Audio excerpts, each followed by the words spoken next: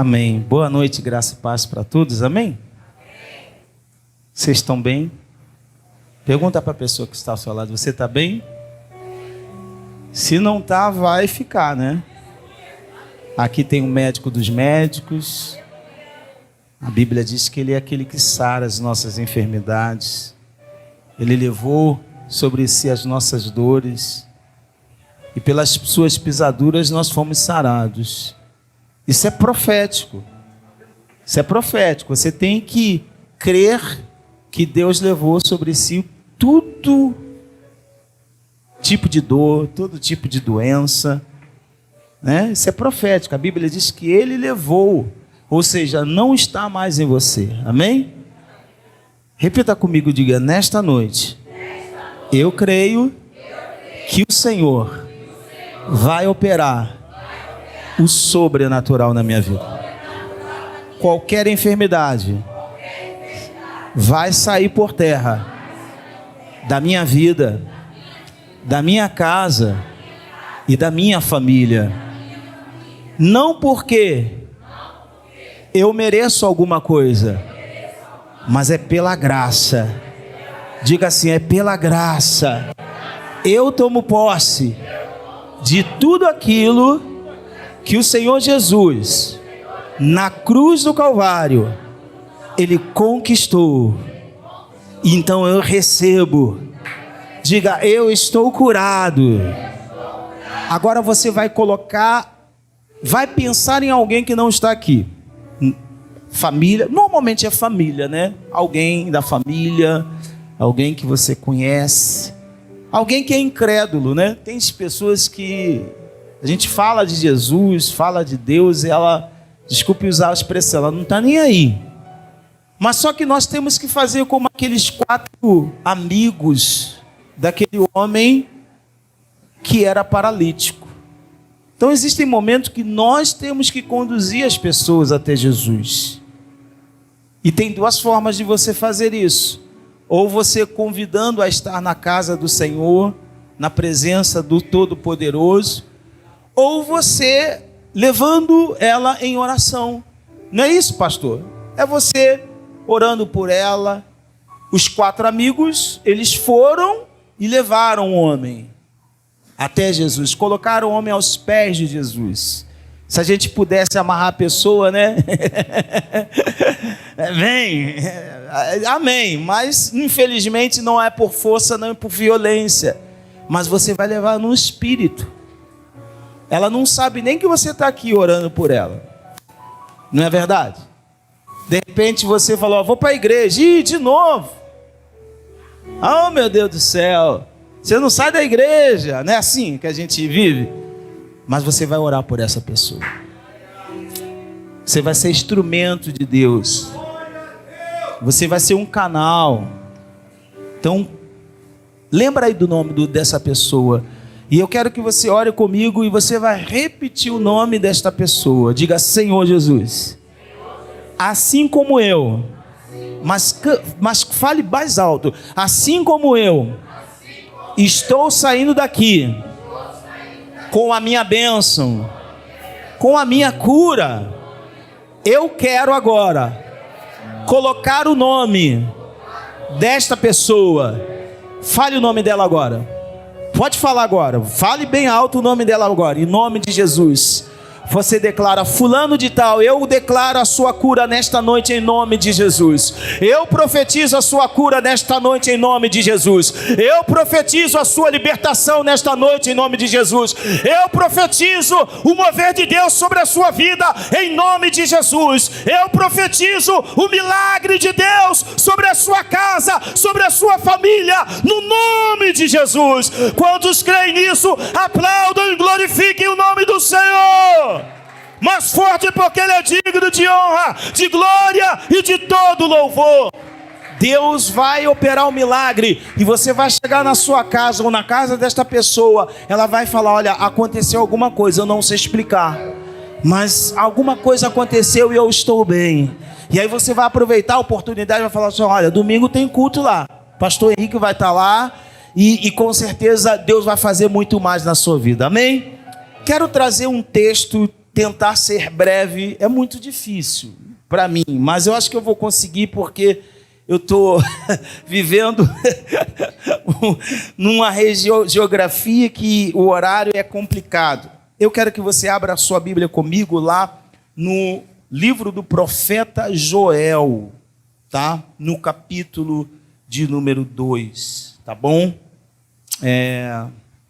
Espero ser bem objetivo, tá? E você sair daqui, já saiu, já está saindo com a bênção do Senhor. Quem crê nisso, diga amém. Amém. Então eu quero ler só um texto, eu não vou ler todos os textos, mas um texto, quantos acharam, digam amém? Amém. Versículo 1 de Joel diz assim: tocai a trombeta em Sião, e dai voz de rebate no meu santo monte. Vamos ler pausadamente toda a igreja? Vamos lá. Tocai a trombeta em Sião, e dai voz de rebate no meu santo monte. Perturbem-se todos os moradores da terra. Aí você vai dizer comigo: porque o dia do Senhor vem e já está próximo. Repita comigo: porque o dia do Senhor vem e já está próximo. Amém? Você pode sentar. O pastor já orou por mim, já me abençoou, então eu não vou precisar orar, tá? Eu quero ser objetivo nesse texto, porque, assim, a princípio, o texto, por si só, ele começa muito bem. Ele começa, é um texto profético, é um texto que fala de algo que Deus estava para fazer, Só que quando nós lemos, isso está no capítulo 2, do versículo 1 de Joel, mas o capítulo 1, para quem de repente abre no livro de Joel, do capítulo 2, e lê esse texto, provavelmente você vai ficar meio que sem entender, meio que, tipo assim, o que quer dizer isso? Qual era a mensagem que o profeta estava querendo passar para a igreja? Eu falo igreja porque Israel do Antigo Testamento simbolizava a igreja do nosso tempo, do Novo Testamento, dos dias atuais. Era o povo da qual o Senhor tinha uma aliança, era o povo de propriedade exclusiva de Deus, era o povo que Deus tinha feito uma aliança por intermédio do pai na fé, no pai Abraão. Então, nós podemos dizer que aqui o profeta, ele fala para a igreja, só que se nós não lermos o texto ou o capítulo anterior, nós vamos ficar meio que boiando, na situação. E aí, quando nós olhamos o capítulo anterior, e eu não vou ler o capítulo anterior, eu só vou simplesmente fazer citação deste capítulo, fazendo um resumo daquilo que estava acontecendo, é que a primeira coisa que eu quero colocar para a igreja é que no tempo do profeta Joel, Israel estava vivendo tempos difíceis. Tempos muito difíceis. A situação da época não era nada agradável. O panorama, o clima, em todos os níveis e em todas as áreas, havia uma crise social na época. E não apenas uma crise social, havia uma crise material. Havia escassez de alimento. Na época, eles sobreviviam por intermédio daquilo que o campo, que o plantio dava. E para você ter uma ideia, eu não quero ler, provavelmente o pastor Henrique já deve ter ministrado N vezes nesse texto, que fala daquele tópico dos gafanhotos. Alguém já ouviu falar dessa história? né, do gafanhoto migrador, eu não sei necessariamente a ordem, mas do gafanhoto migrador, do gafanhoto cortador, do gafanhoto devorador e do gafanhoto destruidor. E esses gafanhotos não é desenho de televisão, não era uma fantasia, era uma realidade da época. E esses gafanhotos, eles vamos dizer assim, tiravam tudo aquilo que o povo semeava. Para você ter uma ideia, essa situação era tão gritante, tão agravante, que até mesmo o culto a Deus foi afetado, porque você sabe que naquela época havia cultos, havia reuniões, havia solenidades que os sacerdotes eles tinham que sacrificar, e alguns sacrifícios eram feitos através do alimento. Mas como não havia alimento, não havia culto. Então você vê que essa situação não é uma situação tão fácil assim. No tempo do profeta Joel, a situação de Israel estava muito difícil. Havia uma grande crise nos campos. Os 4 tipos de gafanhotos assolavam a terra e, consequentemente, trazendo crise de alimento para o povo e até mesmo para os animais.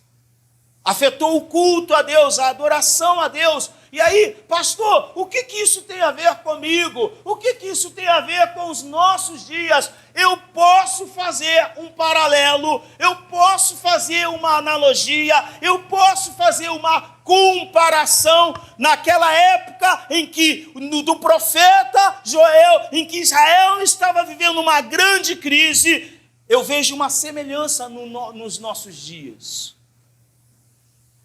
Não é tão diferente nos nossos dias. Estamos vivendo uma grande crise. E essa crise, preste atenção, meus amados, ela não é regional. Ela não é uma crise de uma região, de um determinado pedaço de terra, de um território, mas esta geografia, ela não é territorial, essa crise não é territorial, essa crise não é nacional, mas esta crise, eu posso afirmar com certeza, sem medo de ser feliz, que essa crise é mundial.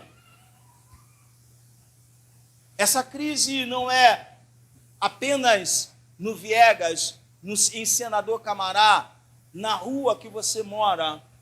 Essa crise não é apenas uma crise do Rio de Janeiro, que nunca acaba, não é isso?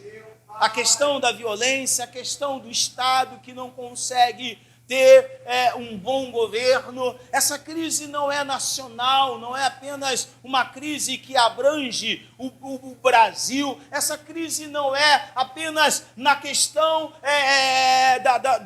do continente da América do Sul, mas esta crise, ela é mundial. E aí eu começo a entender a questão do profeta Joel naquele momento. E eu diria que essa crise, ela começa, se a gente for fazer um resumo, no final de 2019, entre novembro e dezembro de 2019, para você, refrescar a sua memória, nós, na televisão, através dos meios de comunicação, através da internet, ouvimos falar de um tal de Covid-19. Mas isso estava longe, gente. Isso não estava perto da minha casa, isso não estava perto da sua casa, isso não estava na igreja metodista renovada Anatote, na rua do Registro número 107, isso estava do outro lado do mundo. Olha só que coisa interessante, num jornal a gente ouve falar que um vírus acometeu e começou a matar pessoas do nada. E aí, de repente, essa crise que estava longe, muito longe, mas bem longe, quem poderia imaginar que aquele vírus que começou na China, do outro lado do mundo, viesse a se alastrar e atingisse o mundo inteiro? Meu Deus! Você pode... Ninguém imaginava isso, gente. Ninguém tinha essa ideia. Ninguém tinha essa dimensão. E aí, o que eu quero falar para você, que não é a mensagem propriamente dita, mas é talvez assim, algo que o Espírito Santo colocou no meu coração. Hoje eu estava lá com a minha esposa, lanchando, e aí eu estava no notebook anotando, porque o Espírito Santo colocava no meu coração. E aí preste atenção no que eu quero falar para você. Uma coisa que não tinha nada a ver com o nosso país, mas que nós não fomos os culpados daquela situação, e de uma certa forma essa crise, ela chegou até nós. Talvez aqui no meio de nós tem pessoas que teve alguém, espero que não seja parente, mas algum conhecido que morreu de pandemia. Sabe o que eu aprendo com isso? Presta atenção nisso. Às vezes a crise que começa longe de nós, lá fora, um dia ela vai bater na nossa porta. Quem entende o que eu quero dizer, diga amém. Às vezes algo que não tem nada a ver comigo, que não tem nada a ver com você, que você não é culpado, que você não provocou a situação, que você não tem pecado nenhum, né? Porque muitas das vezes quando acontece uma desgraça na nossa vida, nós agimos como os discípulos de Jesus, quando viram aquele cego de nascença, e eles perguntaram ao mestre: Senhor, quem pecou, este ou seus pais, para que ele nascesse assim? E aí a Bíblia diz que Jesus, de uma sabedoria divina, ele diz: não foi ele e nem foram seus pais, mas foi para que se manifeste nele o poder de Deus, a graça de Deus. Quem alcança o que eu quero dizer, diga glória a Deus. Mas a crise que está lá fora, a crise que está lá fora, a crise, houve uma época em Israel que havia uma outra fome, e a crise era tão grande que duas mães decidiram comer os seus filhos.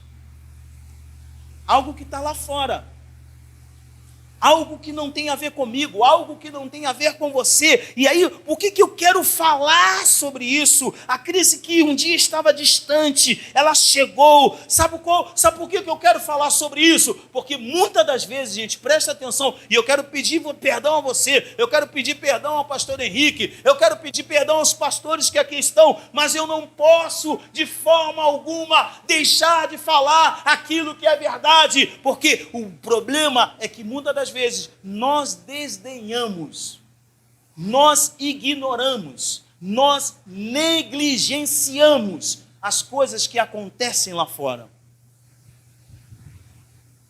Isso não tem nada a ver comigo. Isso não é problema meu. Eu já tenho problema demais. Eu já tenho as minhas demandas. Eu já tenho as minhas dificuldades na minha casa. Só Deus sabe da minha vida. Só Deus sabe o que eu estou passando. Só Deus sabe aquilo que eu estou vivendo.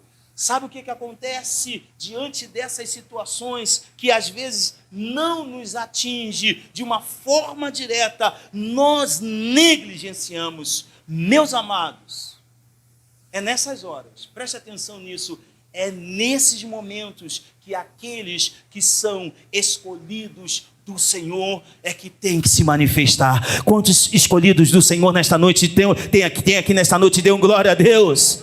É nessa hora, gente. Gente, é nessa hora. É nessa hora que a igreja tem que mostrar que é igreja. É nesta hora que nós temos que mostrar que nós servimos a um Deus Todo-Poderoso que pode todas as coisas. Sabe o que a palavra de Deus diz em Romanos? Lá no capítulo 8, versículo 19, diz: a ardente criação aguarda a manifestação dos filhos de Deus. Quantos filhos de Deus tem aqui nesta noite? Diga glória a Deus. O mundo está aguardando que eu e você. É verdade. Meu Deus, esperta. Gente, presta atenção. O problema que está lá fora não é a ONU que vai resolver.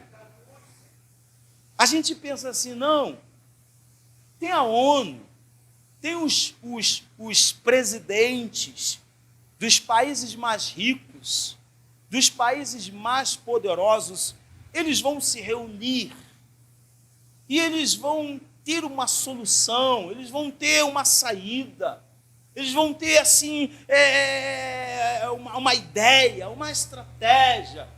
Eles vão influenciar pelo poder que eles têm, pela riqueza que eles têm. Gente, presta atenção nisso. Existem coisas no mundo, existem coisas nesta vida que nenhuma autoridade, não há maior autoridade, pastor Henrique, na terra que não seja a igreja do Senhor. Quantos entendem o que eu quero dizer? Dê um glória a Deus bem alto. É a igreja. É nessas horas que nós temos que nos manifestar. É nessas horas que nós temos que, como igreja, sair para fora. É nessas horas que, como igreja, nós temos que mostrar o Deus da qual nós servimos. Gente, preste atenção nisso. A pandemia aparentemente já passou. Eu digo aparentemente porque recentemente a minha esposa foi acometida desse vírus. Ou seja, ele ainda está rondando muita coisa, talvez não com a mesma força que tinha há 4 anos atrás, mas ainda está. Ou seja, a pandemia ainda não acabou, a pandemia já passou, mas a crise não acabou. Diga para a pessoa que está ao seu lado, a crise não acabou. A crise não acabou, gente. Hoje nós estamos vivendo 2 grandes crises.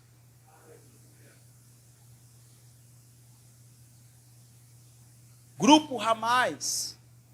Ninguém nunca ouvia falar desse nome até umas 2 ou 3 semanas atrás. Não é isso, verdade? Eu sabia que é o Grupo Hamas. Eu não vou ficar perdendo muito tempo. Eu não vou estudar terrorismo. Eu não vou ficar ali pensando quem é quem, o que está acontecendo, o que não está acontecendo. Mas um Grupo Hamas, um grupo de terroristas, de uma hora para outra, de um dia para o outro, decidem invadir Israel. Olha a crise aí. Só que a gente pensa assim, está muito longe. Não é isso? Sei lá na Ásia, isso não tem a ver comigo. Estamos vivendo há mais de quase 2 anos a guerra da Rússia contra a Ucrânia. Uma coisa que ninguém nunca imaginar que ia haver aquela guerra. Eu sempre falei, guerra só na época da União Soviética com os Estados Unidos, a chamada Guerra Fria, de ameaçar de um lado, de ameaçar do outro. Isso não vai acontecer nunca. A guerra já está fazendo quase 2 anos. Crise mundial. E a gente pensa assim, o Brasil não tem a ver com isso. Parece que não tem nada a ver com o Brasil. Estamos longe, distantes, não tem nada a ver conosco. Já temos os nossos conflitos sociais aqui, já temos as nossas demandas aqui. Mas eu quero que você diga para a pessoa que está ao seu lado, olhe para ela e diga assim, olha, cuidado. Mas diga bem forte, diga, cuidado. A crise que está lá fora, um dia pode entrar na sua casa. Quem entende o que eu quero dizer, diga glória a Deus. Pastor, o que a igreja pode fazer nessas situações? O que a igreja... pastor, o senhor disse aí de autoridades mundiais, mas se essas autoridades que têm poder, que têm riqueza, que pode com uma assinatura mudar a história, se elas não estão fazendo nada ou não estão podendo fazer nada... Que imagine a igreja, imagine eu que moro no Viegas, imagine eu que moro na Rua do Registro, imagine eu que estou desempregado. É assim que a gente pensa. O que a igreja pode fazer hoje? O que o ministério Anatote pode fazer hoje? O que você como membro pode fazer hoje? Vamos voltar a Israel. Vamos voltar a Joel. A Bíblia diz, e nós lemos, voltando ao livro de Joel, que Israel estava vivendo um estado de calamidade. E no meio da crise, diga assim, olha, e no meio da crise, Deus faz duas grandes convocações. No meio da crise. Todas as vezes, presta atenção nisso, que você ler a Bíblia e que você vai ver um tempo de crise, um tempo de escassez, um tempo de tribulação, Deus, ele se manifesta convocando a sua igreja. Deus, ele faz convocações. Deus, ele não está alheio, ele não está distante, ele não é um Deus que não tem sentimento, que está frio e está olhando lá do céu e diz, cada um por si, que se dane, o problema é deles. Não, Deus, ele vai usar a igreja, que é o corpo de Cristo. Quantos fazem parte do corpo de Cristo? Diga glória a Deus. Deus, ele vai usar o corpo de Cristo e ele vai fazer duas grandes convocações. Diga para a pessoa que está ao seu lado, há uma convocação. Diga isso para ela, há uma convocação, mas olhe nos olhos dela e diga, meu irmão, há uma convocação. O Senhor, nesse tempo, ele está convocando a sua igreja. Há uma grande convocação, e a primeira convocação que Deus faz para a igreja dos nossos dias, e eu quero dizer e frisar, esta convocação não é só para o pastor Henrique, esta convocação não é só para a pastora Eliane, essa convocação é para a igreja metodista, Anatote, e quem faz parte desta igreja, diga glória a Deus. São para todas as pessoas que fazem parte do corpo de Cristo, são para todas as igrejas de Cristo espalhadas nos 4 cantos da terra. O que eu quero dizer? Que Deus está convocando uma igreja. Sabe o que significa convocação? Eu quero rapidamente, só para clarear a tua mente, claro que você entende isso. Convocação significa chamado, convocação significa convite, convocação significa chamar alguém para uma reunião especial. E aí, convocação no sentido bíblico, convocação no sentido da palavra de Deus, convocação porque a Bíblia nos mostra em momentos em que Deus convoca a sua igreja. Então, convocação significa dedicação total ao Senhor. Quando Deus convocava o seu povo, Deus falava em outras palavras, para tudo. Ninguém trabalha, ninguém faz nada para o seu exclusivo prazer, para a sua bel vontade, mas eu quero que esse momento em que eu estou convocando a igreja do Senhor, vocês estejam dedicados totalmente a mim. Gente, é difícil isso. É muito difícil.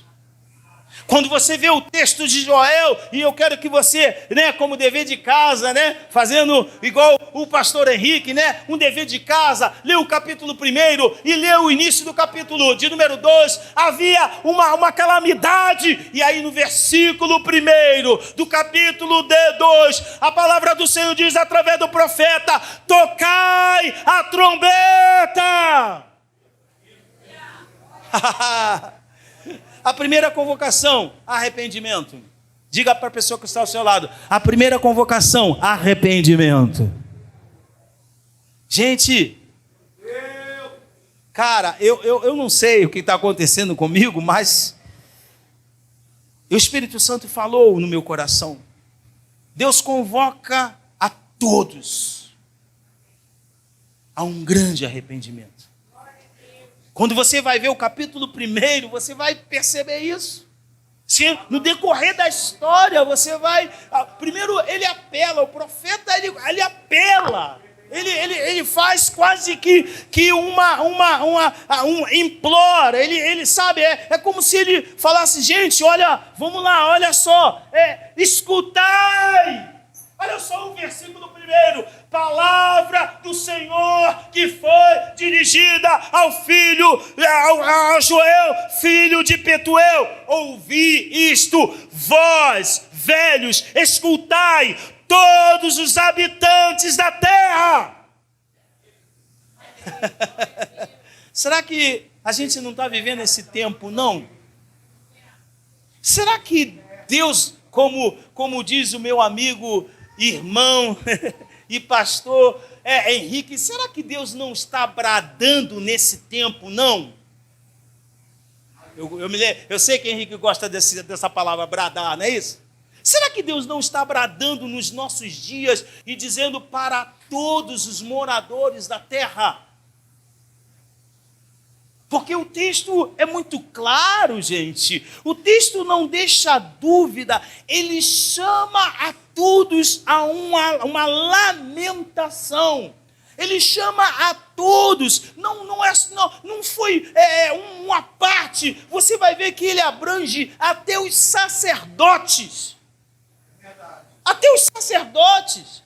Ele diz para que eles se lamentem. Ele chama os agricultores para que os agricultores se lamentem pelo que está acontecendo, pelo que eles estão vivendo, pela falta da colheita. Atos capítulo 3, versículo 19. Fala assim: arrependei-vos, pois e convertei-vos, para serem cancelados os vossos pecados, a fim de que, olha só, a presença do Senhor venha tempos de refrigério. Aleluia! A fim de que a presença do Senhor venha em tempos de refrigério. Gente, presta atenção nisso. Sem arrependimento não há restauração. Não adianta. Sem arrependimento, esquece. Ah, pastor, já estou passando por isso há não sei quantos anos. Pastor, está acontecendo isso na minha casa. Pastor, está acontecendo isso no meu casamento. Pastor, está acontecendo isso, né, no meu trabalho. Pastor, está acontecendo isso com a minha parentela. Sem arrependimento, Deus não vai restaurar, gente. E o nosso grande problema, o problema que nós temos maior do que o inimigo, é o nosso orgulho, é a nossa soberba. Nós não aceitamos, nós não admitimos. Às vezes o pastor Henrique, com a graça do Senhor, né, a Bíblia diz que Deus, ele disciplina aqueles a quem ele ama. E muitas das vezes o pastor Henrique, a pastora Eliane, não vai vir com palavra doce para você, não vai vir com mel para você, não vai vir com Nutella para você, mas eles vão vir com uma palavra amarga, uma palavra que você não vai gostar de ouvir, uma palavra que você não vai gostar de receber, mas é para quebrar o seu orgulho, é para quebrar a sua soberba, é para que você se humilhe aos pés do Senhor, porque quando você se humilha, Ele vai te exaltar. Só que sabe o que acontece, pastor? Qual o nome do pastor? Pastor Marcos. Sabe o que acontece, pastor Marcos? As pessoas saem da igreja. Não é assim, pastor Henrique? Você vai cheio de amor. Às vezes o pastor, ele usa... Às vezes, eu imagino que o Henrique faz isso, porque eu faço. Às vezes eu fico assim, eu tenho que falar com fulano, mas eu fico assim, Senhor, me dá palavra. Eu fico no meio do caminho, no carro, falo, Senhor... às vezes, eu não sei se o Henrique é sanguíneo, né? eu sou um pouco sanguíneo, né? E às vezes a gente fica assim, o Espírito Santo me controla, me dê sabedoria, me dê graça, né? E aí a gente começa manso, paz do Senhor, irmão, paz do Senhor, irmã. O irmão é estranho, aí o Espírito toma a gente, a unção, a graça de Deus, o Espírito Santo fala isso, fala aquilo, tem mais isso, tem mais aquilo, e aí a pessoa fica tonta, e aí no domingo, e aí a gente termina, e eles pensam que a gente é hipócrita, pastor, porque a gente dá aquela dura no pessoal, domingo eu quero te ver na igreja. Aí domingo, cadê fulano? Sumiu. Porque o orgulho, gente, o orgulho A gente não quer admitir que está errado. Pastor, tem situações que não tem a ver comigo, não fui eu.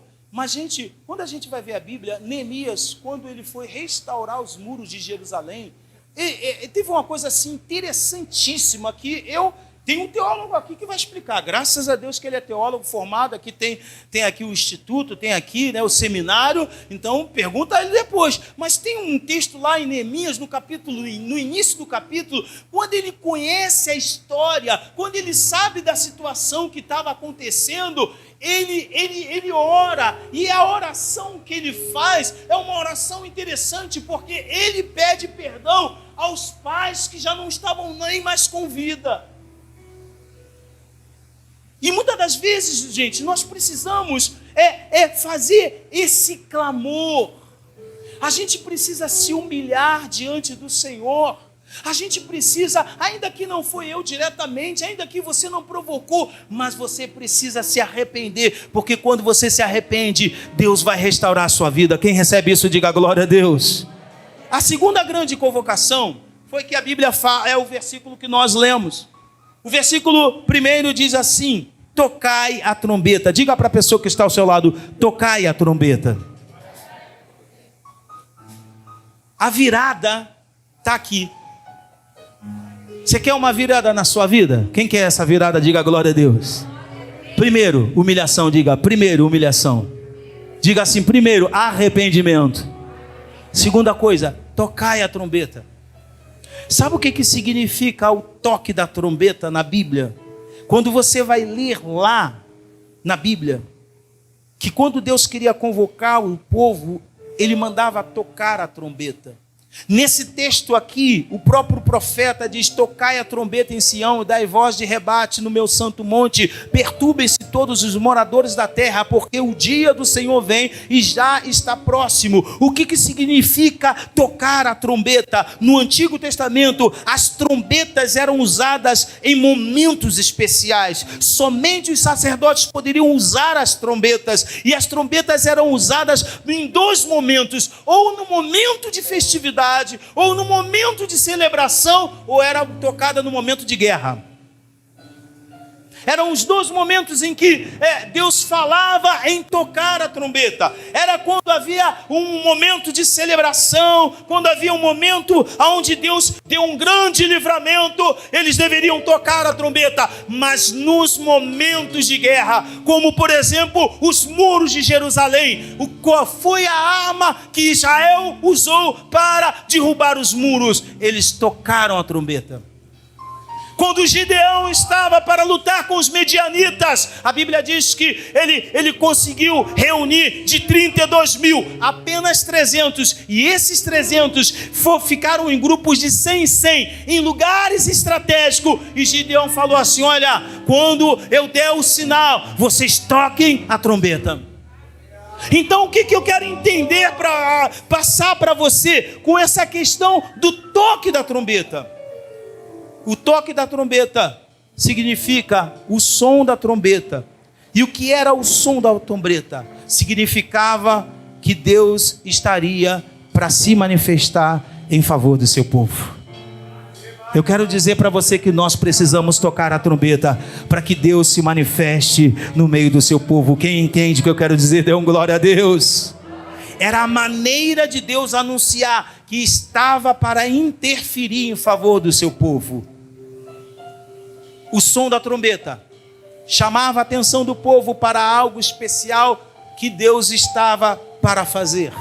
O som da trombeta significa que Deus estava anunciando que o tempo da crise, o tempo da dificuldade, o tempo da calamidade já estava com o prazo de validade vencida, e Deus estava para mudar a história de Israel. Quantos recebem isso? Dê um glória a Deus. Diga para a pessoa que está ao seu lado: é tempo de nós tocarmos a trombeta.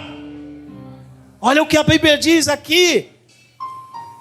A igreja precisa, gente. O que significa o toque da trombeta hoje? Não é só o chofar, mas significa a voz profética de Deus para esta geração. No tempo do profeta Joel, a voz profética não se calou em meio ao caos. No tempo do profeta Joel, a voz profética do Senhor, ela não se emudeceu em meio à situação, mas ela profetizou. Só que o que eu quero dizer para você hoje, que a voz profética do Senhor para esses dias, ela está calada. Quantos querem entender o que eu estou dizendo? Diga amém. A voz profética nos nossos dias, como igreja do Senhor, hoje, esta voz profética não é uma incumbência do pastor da igreja, não é uma incumbência dos líderes, não é uma tarefa apenas dos profetas e dos apóstolos, mas essa tarefa de tocar a trombeta é de toda a igreja do Senhor. Você faz parte da igreja do Senhor, diga amém. Apocalipse capítulo 1 diz assim: revelação de Jesus Cristo, que Deus lhe deu para mostrar aos seus servos as coisas que em breve devem acontecer, e que ele enviando por meio por intermédio do seu anjo, notificou ao seu servo João, o qual atestou a palavra de Deus e o testemunho de Jesus Cristo, quanto a tudo o que viu. Bem-aventurado aqueles que leem e que ouvem as palavras da profecia e guardam as coisas nelas escritas, pois o tempo está próximo. Diga para a pessoa que está ao seu lado, diga: o tempo está próximo. O tempo está próximo, gente. Que tipo de som nós temos que emitir nos nossos dias? Olha o que o profeta Joel ele fala aqui: tocai a trombeta. Olha o que ele diz aqui: tocai a trombeta e dai voz de rebate no meu santo monte. Perturbem-se todos os moradores da terra, porque o dia do Senhor vem. Repita comigo, diga: porque o dia do Senhor vem. Nós precisamos tocar a trombeta, e a trombeta que nós vamos tocar, o som que nós vamos tocar, a melodia que nós vamos tocar, o assunto que nós vamos tocar, o tema que nós vamos tocar, é que o dia do Senhor vem, é que o dia do Senhor vem, é que o dia do Senhor vem. Gente, presta atenção nisso. Nós temos ouvido de tudo na igreja. Todos os tipos de ministrações, para todos os tipos de gosto, para todos os tipos de situações, nós ouvimos na igreja. É cura da alma, é ansiedade, como vencer a ansiedade, é cura física, milagre, Deus vai fazer um milagre. A gente tem ouvido de tudo. É autoajuda, hoje em dia ficou na moda, né? Coach, autoajuda, você pode, você consegue. Mas eu sou do tempo, eu era bem novo, a minha esposa também, e eu via nas praças aquele culto chamado culto ao ar livre. Alguém pegou isso? E o tema da palavra é: arrependei-vos, porque o reino dos céus está próximo. Gente, você ouve de tudo, menos isso. Quem concorda comigo? Você ouve tudo quanto é pregação, mas você não ouve alguém falar: olha, aceita Jesus hoje. A gente no final da pregação, e eu me incluo nessas questões, a gente no final, claro, no finalzinho do culto, a gente faz aquele apelo, né, pastor? Finalzinho, né? A gente tem uma palavra, e Deus vai fazer, e você é isso, e você é eleito, você é joia preciosa, você é isso. E aí no finalzinho, né, só para a gente, né, sair de bem com Deus, na fita com o Senhor. Olha, quem não aceitou Jesus Cristo, vem aqui à frente. Mas você não ouve a palavra. E aí presta atenção nisso. Sabe o que a palavra de Deus diz? Que quando os discípulos tocaram a trombeta, a Bíblia diz que no dia de Pentecoste veio um som como um vento impetuoso. E aí as pessoas começaram a questionar o que estava acontecendo, porque os discípulos começaram a falar em várias línguas e eles não entendiam. E Pedro se levanta, e sabe qual foi a pregação de Pedro? Ele começa a discorrer lá do Antigo Testamento, até chegar àquele momento em que ele estava vivendo. E a tônica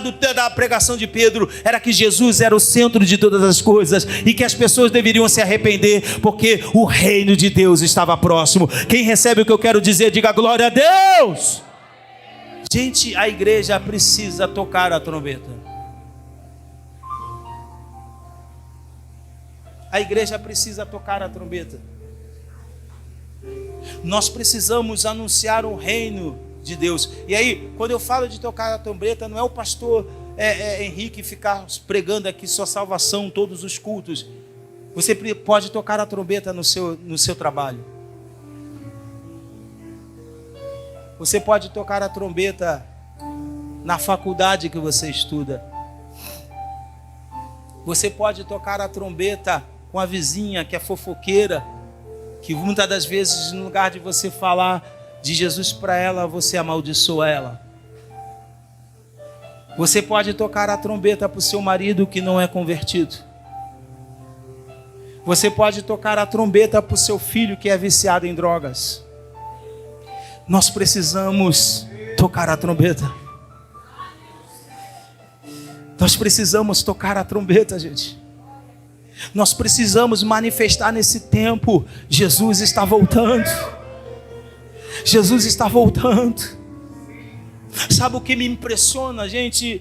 É que às vezes a gente vê das pessoas que não conhecem a palavra coisas que nos incomodam. Um dia desse eu estava vendo aquele famoso filme A Lista de Schindler, não é isso? Eu só não sei falar muito o nome, mas é isso? A Lista de Schindler. E o cara que era riquíssimo, acho que era alemão, não é isso? Ele era alemão, rico. A Lista de Schindler, isso. Isso mesmo. E ele, riquíssimo, vendo lá os judeus sendo presos. E aquele cara, eu me lembro a última cena que ele tinha um carro, pastor Marcos. E ele tinha tanta sede em salvar, em livrar os judeus daquela prisão, daquela morte, daquela sentença, que ele falou para um dos seus empregados: olha, o que eu tenho aí de valor? Porque ele comprava os judeus. Gente, o amor, a paixão por aquele homem, por pessoas que não eram da sua nacionalidade, por pessoas que não eram da sua parentela, era tão intensa que ele desfazia de tudo, qualquer tipo de bem, para salvar alguém. O que eu quero falar com isso? Será que nós temos paixão pelas pessoas que estão perdidas no mundo? Eu me lembro que a última cena ele chorou, porque ele queria salvar mais pessoas. Hoje em dia a gente não chora. Hoje em dia a gente não lamenta. A igreja precisa voltar a chorar. A igreja precisa voltar a ter paixão por almas, gente. Essas cadeiras estão vazias, a culpa não é do pastor Henrique, a culpa não é da pastora Eliane. A culpa é do corpo. Você faz parte do corpo. A igreja de Atos, ela não crescia por causa dos apóstolos. Os apóstolos simplesmente ministravam, mas era um chamando o outro. Era um convocando o outro. Era o toque da trombeta. E essa igreja, eu profetizo o toque da trombeta. Hoje o leão vai bradar. Quantos creem nisso? Diga glória a Deus. Hoje o leão está bradando neste lugar. Hoje há um rugido do leão, e nós temos esse som, nós temos essa voz, nós temos essa autoridade, nós temos esta unção. Você tem esta unção. Você não precisa simplesmente, só quem está no seminário, só quem faz seminário, bacharel em alguma coisa. Não, há uma unção sobre a sua vida. Você tem o toque, você tem o som da trombeta, e nós vamos encher esse lugar. Eu quero que você fique de pé em nome de Jesus. Oh, rabassuria da labassaracalamas, harabassuria da labassiricanta labassaralabas. Oh! Sobre o trono, Santo, santo é o teu nome, Jesus. De justiça, será que você pode eternamente adorar ao Senhor, louvar ao Senhor, glorificar ao Senhor? Aleluia! Ele voltará, oh, Santo, para governar as nações. Profetizamos as nações. Em amor. Profetizamos as nações. Que ruja o leão. Nós vamos orar. Tocai a trombeta em Sião. Convocai uma assembleia solene. Qual é o tema da nossa série de ministrações? Na igreja, o corpo, todos os membros são necessários. O profeta explicou que trombeta é uma convocação.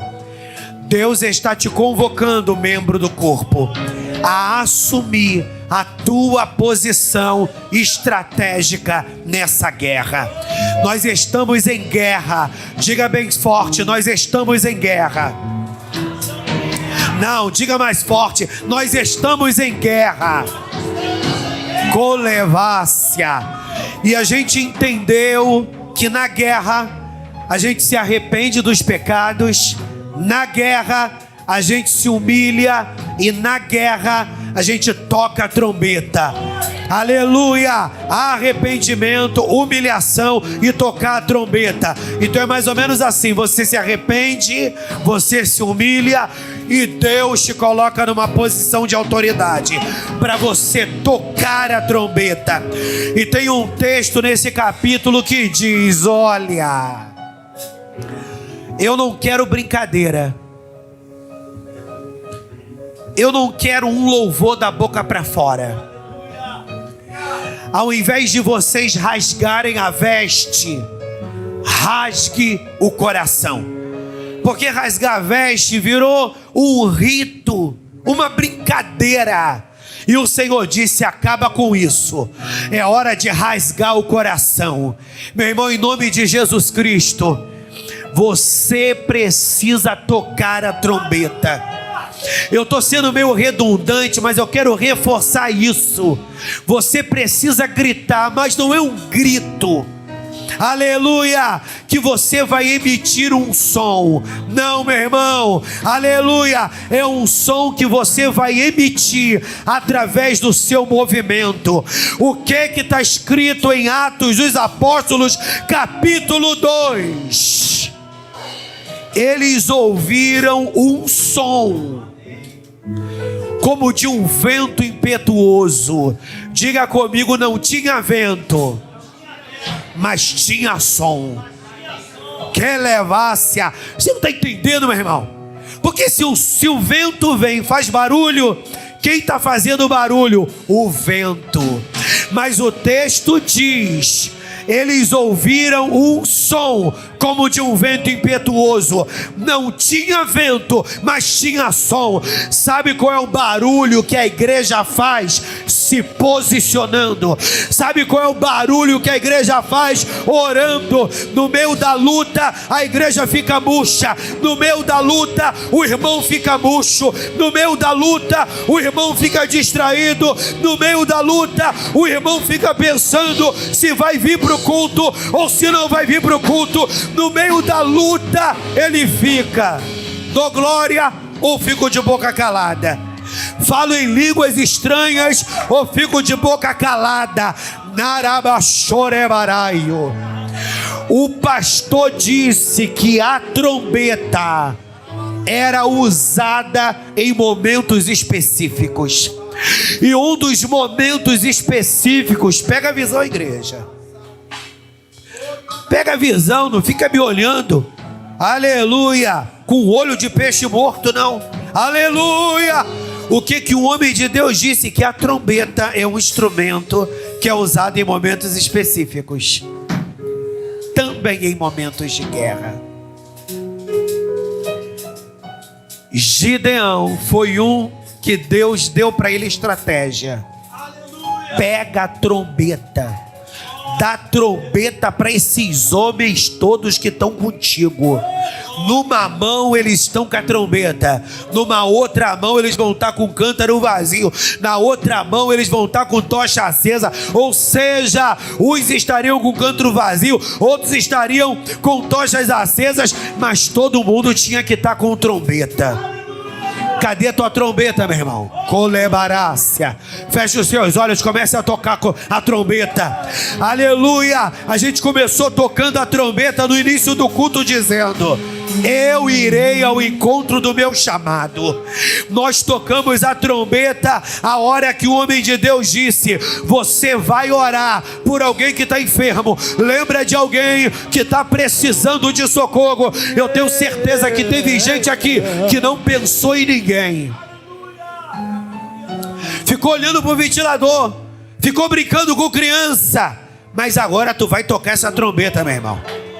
Abre essa boca grande e toque essa trombeta, porque quando você está com o microfone na mão, tu quer gritar e quer berrar. Aí no teu cantinho, tu vai ficar que nem um gatinho, não, meu irmão. Abre essa bocarra, porque o varão já colocou o microfone na tua boca, e o microfone é a trombeta. Troque a trombeta, fale línguas, ore por Israel, ore por esse grupo de terroristas, ore pelo presidente, ore pelo Viegas, ore pelo teu marido, diabo. Solta o que é meu. Então profetiza. Clame aí. Toca a trombeta. Toca a trombeta. Toca a trombeta. Toca a trombeta. Toca a trombeta. Você está orando? Você está orando? Você está falando em línguas? Você que está aí fora, toque a trombeta, meu irmão. E honrarei. O Senhor me chamou para ser profeta, e profeta impulsiona o povo a entrar na posição. Quando profetizarei, toque a trombeta, toque a trombeta, profetiza com ore aí. O Espírito está te impulsionando para você orar, para Deus desfazer macumbaria. Toque a trombeta, ore. O Senhor te levou a orar por alguém aí. Põe a mão em alguém, põe a mão, toque a trombeta.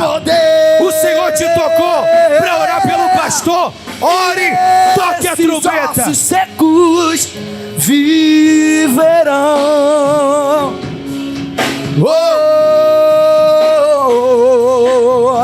Viverão. Eu quero orar. Kelebarachorebarácia. Vai tocando a trombeta aí, meu irmão.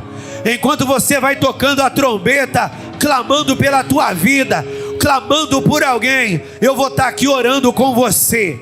Mas eu quero orar pela... Pode voltar para o seu lugar. Pai, eu quero te pedir pela vida da igreja. Antes de irmos para casa, meu Deus, que cada um de nós saia daqui entendendo que o Senhor nos chamou para uma convocação, e o Senhor hoje está nos levantando para ser mais acelerado, para deixar de andar em câmera lenta, para deixar de fazer as coisas muito vagarosamente. Se der, eu faço hoje. Se não der, eu faço amanhã. Desperta esse povo, porque a palavra é: não deixe para amanhã o que é para ser feito hoje. Se é hoje que é para entregar o jejum, é hoje. Se é hoje para ligar para essa alma que está desviada, é hoje. Se é hoje para visitar o doente, tem que ser hoje e não amanhã. Diga comigo: Senhor, eu já entendi.